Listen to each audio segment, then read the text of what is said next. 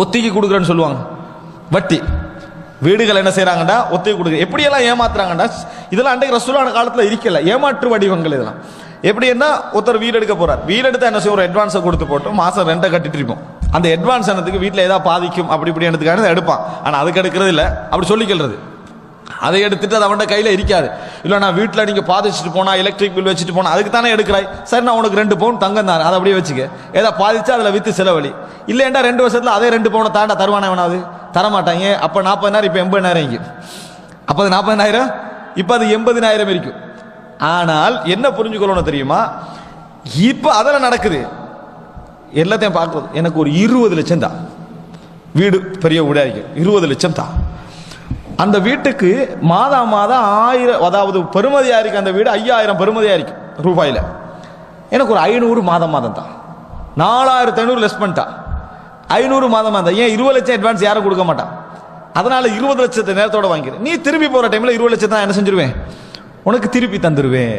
நீ கூலியும் கட்டிக்கிற. இது வட்டி, இது இருக்குதே தெளிவான வட்டி. இது எப்படி தெரியுமா, நல்லா புரிஞ்சுங்க. அந்த 20 லட்சம் யார் வாங்குறாரோ, அந்த வீட்டு ஓனர் இருக்கிறாரு, அவர் வந்து கடன் வாங்குறார்.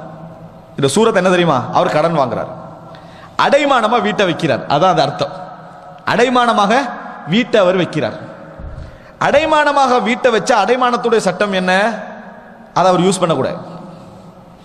அடைமானம் யாருக்கு கொடுக்குறீங்களோ அவர் யூஸ் பண்ணக்கூடாது. அது யூஸ் பண்றதாக இருந்தா உங்களுக்கு அதுக்கு செலவழிக்கணும்.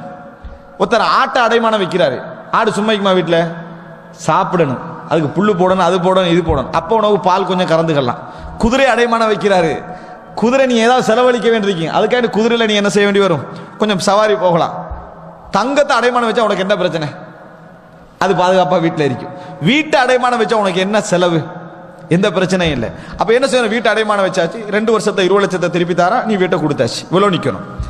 இல்லை நீ வீட்டை ஒரு 500 கொடுத்துட்டு 4500 லெஸ் பண்றியண்டா, நீ கொடுத்த வட்டி என்ன தெரியுமா, இந்த 4500 2 வருஷத்துக்கு பெருக்கி 20 லட்சத்தோட சேர்த்து கொடுக்குறேன். உதாரணமா 4.5 லட்சம் கொடுக்குறாய், அல்லது 4 லட்சத்தி அதாவது இந்த 24 லட்சம் கொடுக்குறாய், அல்லது 25 லட்சம் திருப்பி கொடுக்குறாய். ஏன் 4 லட்சத்துக்கு அந்த வீட்டை யூஸ் பண்ணிக்கிறேன், 4 லட்சத்துக்கு அந்த வீட்டை யூஸ் பண்ண கொடுத்திக்கிற ஒருவருக்கு. புரிஞ்சுதா?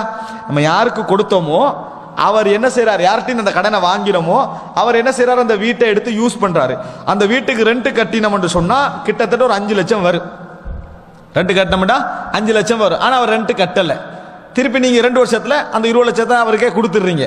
அப்ப ரெண்ட் கட்டாத 5 லட்சமும் இந்த 20 லட்சம் பிளஸ் எத்தனை, 25 லட்சம் அவர் உங்கள்கிட்ட திருப்பி வாங்குறாரு. 20 லட்சம் தான் நீங்க எடுத்தீங்க, ஆனா 25 லட்சம் அவர் திருப்பி வாங்கியதற்கு சமம். அந்த வீட்டிலிருந்து போறவர், அந்த வீட்டிலிருந்து போறவர் 25 வாக்கியது சமன், ஒத்தி.